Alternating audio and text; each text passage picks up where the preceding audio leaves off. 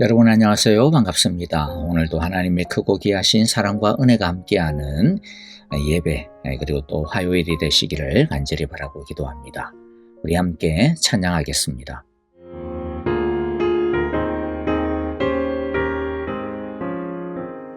슬픈 마음 있는 사람 예수 이름 믿으면 영원토록 변함없는 기쁜 마음 얻으니 예수의 이름은 세상의 소망이요 예수의 이름은 천국의 기쁨일세. 거룩하신 주의 이름 너의 방패 삼으라. 환난 시험 당할 때에 주께 기도드려라. 예수의 이름은 세상의 소망이요 예수의 이름은 천국의 기쁨일세.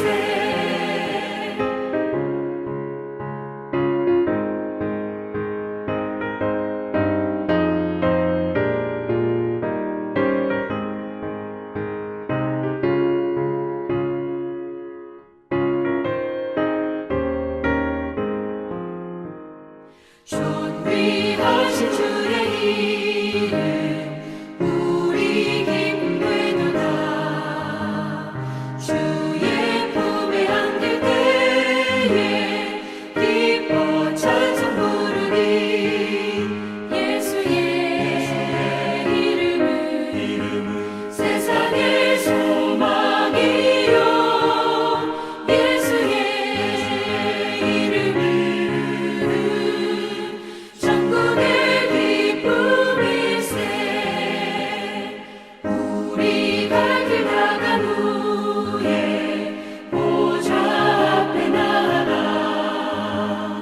왕의 왕께 경배하며 면류관을 드리니 예수의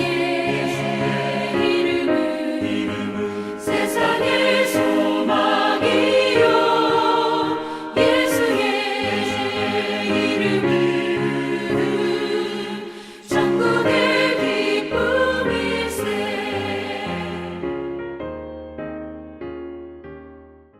오늘 우리에게 주시는 하나님의 말씀을 읽겠습니다. 시편 3편입니다. 1절부터 영상을 보면서 같이 읽어보겠습니다. 제3편 다윗이 그의 아들 압살롬을 피할 때 지은 시.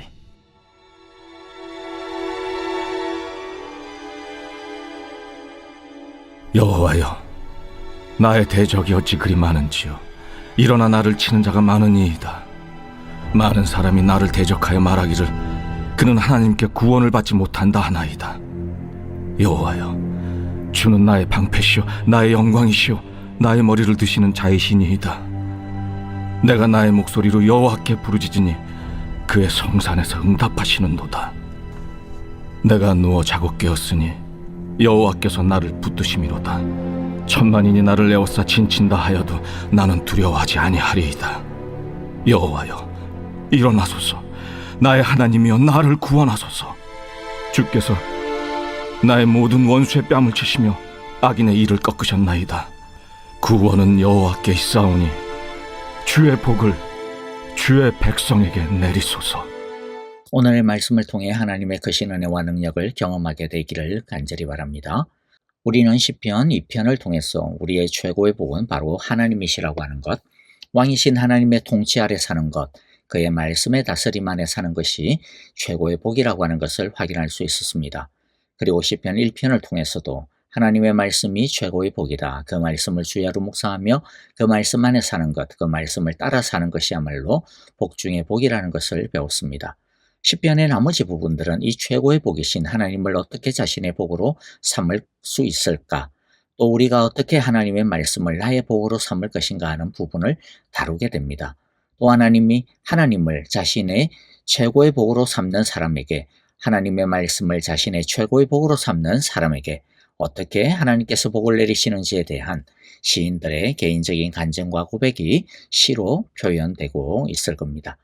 오늘 3편을 통해서 가르쳐 주시는 것이 무엇이냐면, 최고의 복이신 하나님을 자신의 복으로 삼을 수 있는 최고의 방법은 바로 기도라는 것입니다.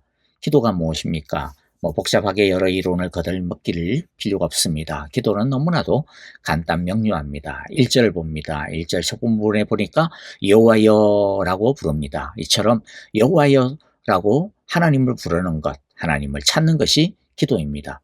하나님이 아무리 최고의 복이라 하더라도 하나님을 구하지 않으면, 찾지 않으면, 두드리지 않으면 아무 소용이 없습니다.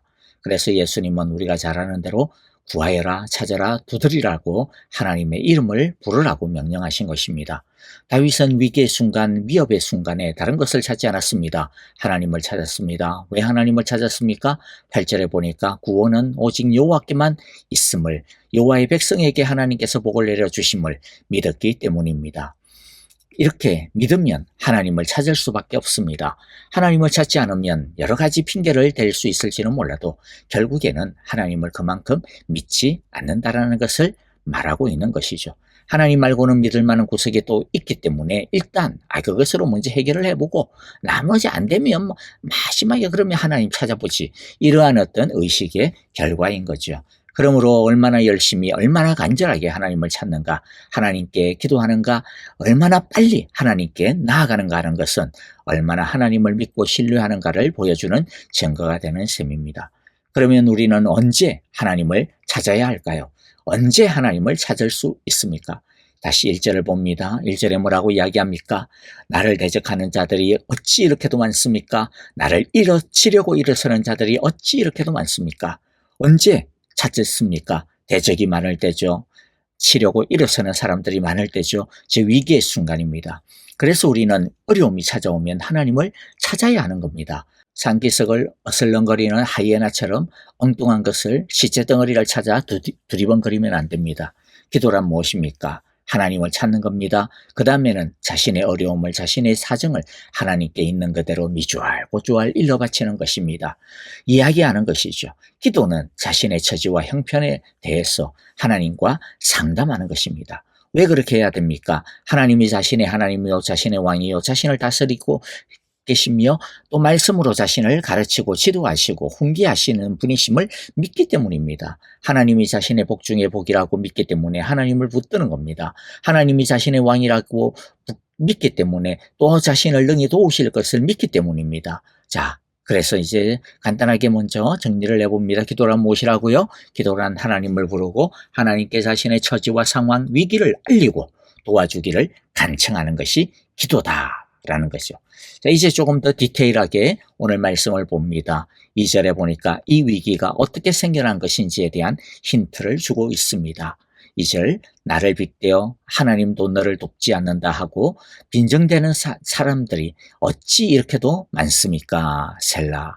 이 대적들이 다윗에게 뭐라고 말하고 있어요? 하나님도 너를 돕지 않는다. 직설적으로 표현하면 하나님이 왜 너 같은 인간을 돕겠니? 라고 공격하고 있다라는 거죠. 왜 다윗의 대적이 이렇게 말하는지, 도대체 이 상황, 이 배경이 무엇일까요? 자, 여러분 시편을 읽을 때, 지금 제가 시편을 읽을 때 굉장히 중요한 시편을 읽는 방법에 대하여서 말씀을 간단하게 알려드릴 거예요. 자, 시편을 읽을 때는요, 성경에 보면 모든 시편에는 시편이 본격적으로 시작이 되기 전에 앞부분에 가로로에다가 무언가 작은 글씨로 적어두고 있는 게 있습니다. 그걸 표제라고 이야기합니다. 표제라고 하는 것은요, 이 시편을 누가 지었는지, 또 어떻게 사용되어야 하는 것인지, 이와 같은 시편의 성격에 대한 것들을 적어 놓은 것이고요. 그리고 또 간혹 가다가 어떤 시편에는 이 시편이 언제 지어졌는지, 어떤 시대적인, 어떤 역사적인 배경을 가지고 있는지, 그러한 것들을 적어두기도 합니다. 그래서 이 시편을 읽을 때는요, 이 표제 부분을, 이 가로 부분을 그냥 건너뛰면 절대로 안 됩니다. 눈여겨보셔야 됩니다. 그러면 이 시를 이해하고 감상하는데 엄청난 도움을 받을 수 있습니다.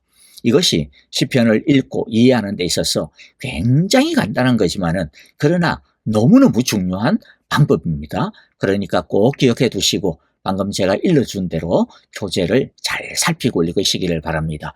그러면 시편 3편의 표제에는 뭐라고 적혀 있을까요? 시편 3편의 표제에는 다윗이 그의 아들 압살롬을 피할 때 지은 시라고 적혀 있습니다. 압살롬은 다윗이 가장 사랑했던 아들입니다. 그런데 자신이 가장 사랑했던 아들이 반역을 일으켰으니 얼마나 다윗의 마음이 참담했겠습니까? 사람들 보기에는 얼마나 민망했겠습니까? 수신제가 치국평천하다 이렇게 말을 하고 있는데 자기 아들 하나도 제대로 관리 못하면서 무슨 나라를 다스린다고 그래? 이런 조롱을 듣지 않았겠습니까? 그리고 사실 압살롬이 반역을 일으킨 가장 중요한 요인에는요, 다윗의 우유부단함, 정의롭지 못함, 지혜롭지 못한 처신 등이 결정적이었습니다. 그러니까 다윗의 잘못이 절대로 작지가 않았어요. 다윗도 이 일이 결국 자신의 잘못에서부터 기인한 것임을 잘 알고 있었을 겁니다. 자신의 잘못으로 인해 결국 아들이 이 압살롬이 반역을 일으키게 되도록, 일으키고자 하는 마음을 먹도록, 또 많은 사람들이 이 반역으로 인해 큰 피해를 당하고 있다라고 하는 것을 다윗도 뼈저리게 후회하고 있었을 겁니다. 그렇기 때문에 하나님께 도와달라고 기도하는 것이 참 쉽지 않았을 거라고 생각이 됩니다. 스스로가 자격이 없다라고 느껴졌을 거예요. 하나님이 나 같은 사람을 뭐 이쁘다고 도와주실까라고 하는 마음이 들지 않았겠습니까? 하나님의 이름을 부르기가 얼마나 많이 민망하고 부끄러웠겠습니까?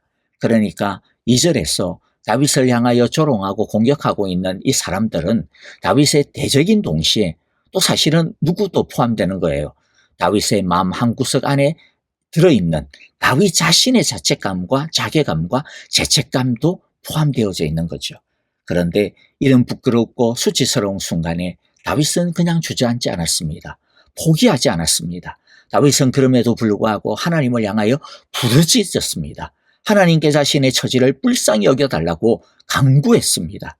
여러분, 이게 굉장히 너무나도 중요합니다. 아무리 부끄러워도, 아무리 자신이 수치스러워도, 자신이 아무리 하나님 앞에서 죄스럽고 자격이 없다라고 느껴져도, 온 세상이 자신을 손가락질하는 것처럼 느껴진다 하더라도 자기 스스로도 나 이제는 망했어, 나 같은 인간은 쓸데가 없어라고 하는 한없는 패배감과 좌절감이 들어도 절대로 그냥 주저앉으면 안 됩니다. 그럼에도 불구하고 어떻게 해야 돼요? 하나님께 나와야 됩니다. 그때도 하나님의 이름을 불러야 합니다. 자신의 처지와 곤란함을 솔직하게 하나님께 아뢰어야 됩니다. 부끄러운 것이 있다면 부끄러운 것을 아뢰고요. 낙심되는 것이 있다면 낙심되는 것을 솔직하게 하나님께 아뢰어야 합니다.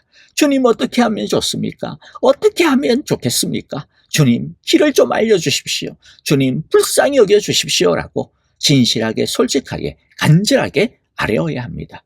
주저앉느냐 아니면 그럼에도 불구하고 하나님의 이름을 부르고 아뢰느냐라고 하는 이것은요, 정말로 별것 아닌 것 같아 보이잖아요. 하지만 이 별것 아닌 게 아닙니다. 한 끗발 차이도 안 되는 너무나도 작은 그런 차이지만은요, 이것은 이 두 개의 차이는요, 절대적인 차이를 가져옵니다.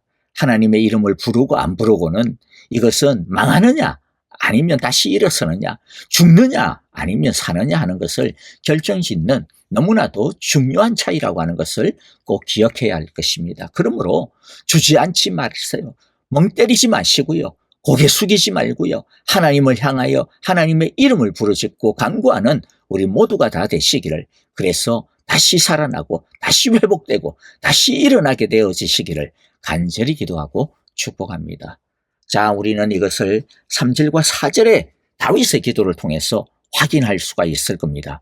3절과 4절, 오늘 다윗의 기도가 보여주는 확실한 메시지가 무엇입니까? 3절에 보니까 그러나 여호와여, 그러나 여호와여, 무슨 뜻입니까? 하나님 맞습니다. 저 자격 없습니다. 저는 한 나라를 다스릴 왕이 될 자격 없습니다. 저는 아버지 자격도 없습니다.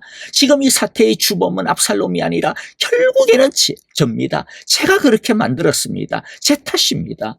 하나님께서 저를 돕지 않아도 저 할 말이 없습니다. 그러나 여호와여 라는 거죠. 그러나 그럼에도 불구하고 저는 자격이 없지만은 그러나 여호와여, 자격이 없는 나라 할지라도, 이 아비라 할지라도 하나님을 바라보면, 하나님의 은혜만을 바라보면, 하나님의 자비하심만을 바라보면 하나님은 거룩한 산에서 응답하여 주시는 줄을 저는 믿습니다. 그러나 여호와여, 그래서 주님께 부르짖습니다 라고 기도하고 있는 거죠. 그러므로 다시금 강조합니다. 우리는 언제 하나님을 불러야 됩니까? 하나님을 부를 만한 자격이 없는 그때도 우리는 하나님을 불러야 한다라는 거죠. 그때도 하나님은 우리가 당신의 이름을 불러주시기를 학수고대하고 있다라고 하는 것을 우리가 꼭 기억해야 됩니다. 하나님은 이렇게 영 자격이 안 되는 경우라 할지라도요, 하나님의 이름을 부르는 자에게 거기에 합당한 응답을 주신다라고 하는 것을 오늘 우리가 이 다윗의 기도를 통하여서 우리 모두가 알고 우리 모두도 확신하고 우리 모두도 이 다윗처럼 그러나 여호와여라고 부르짖는 우리 모두가 다 되어지시기를 간절히 바라고 기도합니다. 말씀을 마무리하겠습니다. 여러분, 이렇게 하나님의 이름을 부르짖고 하나님께 자신의 처지를 진실하게 아뢰기 시작을 하면 하나님은 그 즉시 축복을 주십니다. 그 즉시 축복을 주십니다. 문제가 해결되는 축복보다는요, 오히려 그보다 더 중요한 축복을 그 즉시 주십니다. 우리가 하나님을 믿고 신뢰할 때 바로 주시는데 그것은 문제를 해결하는 것 이상입니다. 그것은 바로 문제를 지배할 수 있는 사람이 되게 하는 겁니다. 문제를 지배할 수 있는, 문제에 이끌려가지고 문제에 짓눌리는 것이 아니라 문제를 이기고 문제를 뛰어넘고 문제를 지배하는 마음과 평안과 자유의 축복을 주십니다. 그래서 5절 보세요. 내가 누워 고나게 잠들어도 또다시 깨어나게 되는 것은 여호와께서 나를 붙들어 주시기 때문입니다. 다윗이 지금 뭐 하고 있어요? 자고 있어요. 자고 있어.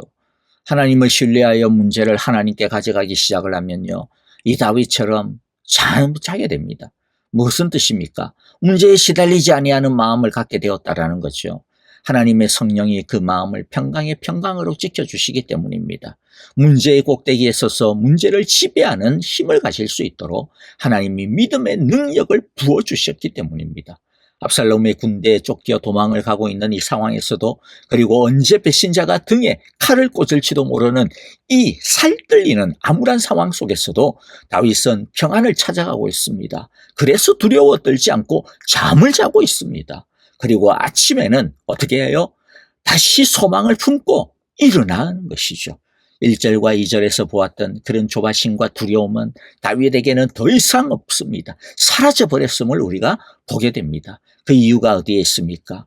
여호와께서 자신을 붙들어 주고 있기 때문입니다. 자신을 붙들어 주실 것이라고 하는 미래가 아니라 지금 나를 붙들어 주고 있어 라고 하는 확신을 갖고 있기 때문이죠.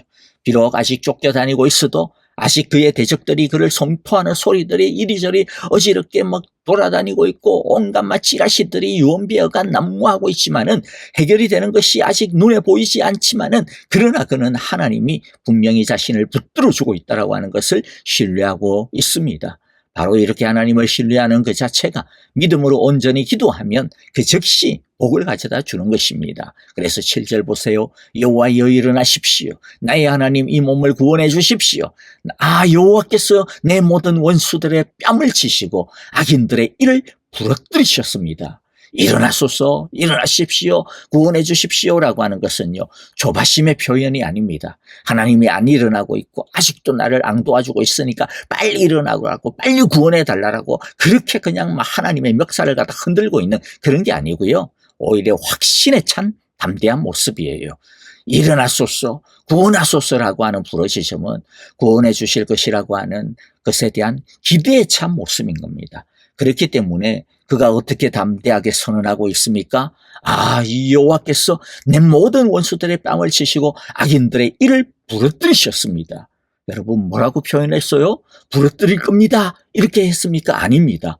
부러뜨리셨습니다라고 과거형으로 표현하고 있어요.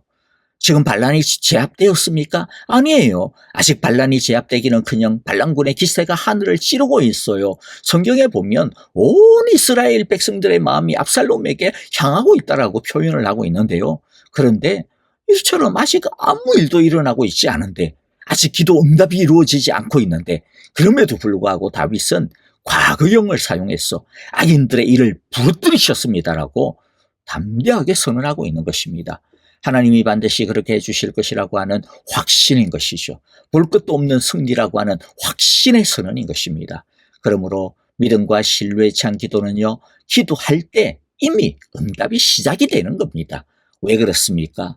하나님은 하나님의 백성을 구원해 주시고 또 하나님의 백성에게 복을 내려주시는 분이시기 때문입니다. 우리가 하나님과 우리와의 이 복된 관계를 확신할 때 우리는 기도하는 즉시 응답된다라고 감히 말할 수 있는 겁니다. 기도하고 난 다음에 하나님이 응답해 주실까 아닐까 쫄려하며 그러므로 걱정할 필요가 없어요. 우리는 다만 뭘 지금 기대하고 있습니까? 야, 하나님이 응답해 줄긴 줄 건데 하나님이 도대체 어떻게 응답해 주실까? 도대체 어떤 방식으로 응답해 주실까? 언제 응답해 주실까? 무엇으로 응답해 주실까? 우리가 궁금한 건 그것뿐이죠. 여러분, 하나님은 우리의 최고의 복입니다. 그 최고의 복이신 하나님을 자신의 복으로 일마다 때마다 우리 모두가 다 경험하게 되어지시기를 간절히 기도하고 바라며 축복합니다. 아멘. 자, 이제 우리 함께 오늘 우리 헌신의 찬양을 부르면서요, 오늘의 말씀을 마음에 새기면서 우리 헌신의 기도와 또 중보의 기도를 드리겠습니다. 감사할 것 감사하고 회개할 것 회개하며 헌신하고 결단할 것 결단하고 약속의 말씀 붙들고 부르짖을 것 부르짖읍시다. 오늘도 하나님을 신뢰함으로 두려움 없는 평안의 복을 누리는 하루가 되어지기를 우리 기도하고요. 또 형제자매들을 위하여, 교회를 위하여, 선교사님들을 위하여, 아프신 분들을 위하여 다 함께 다윗처럼 확신의 마음을 가지고 같이 기도하겠습니다. 함께 찬양하며 기도합니다.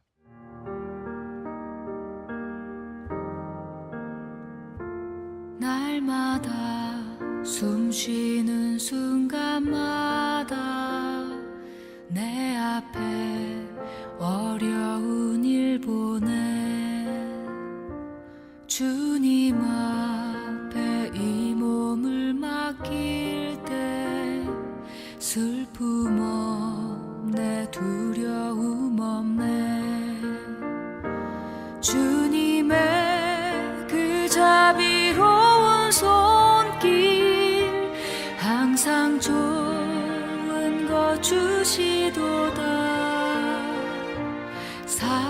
사랑스레 아픔과 기쁨을 수고와 평화와 안식을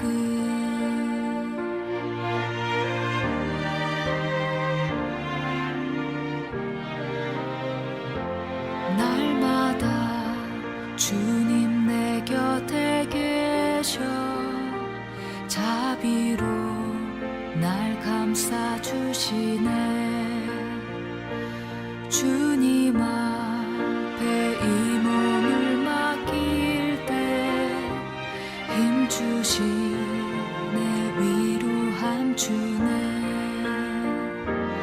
어린 나를 품에 안으시사 항상 평안함 주시도다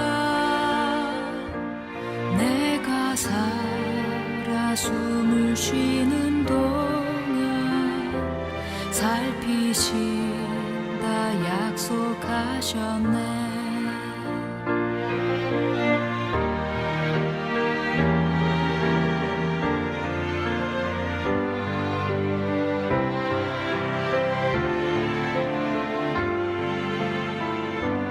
인생의 어려운 순간마다 주의 약속 생각해보네 내 맘속에 믿음 잃지 않고 말씀 속에 위로를 얻네 주님의 도우심 바라보며 모든 어려움 이기도다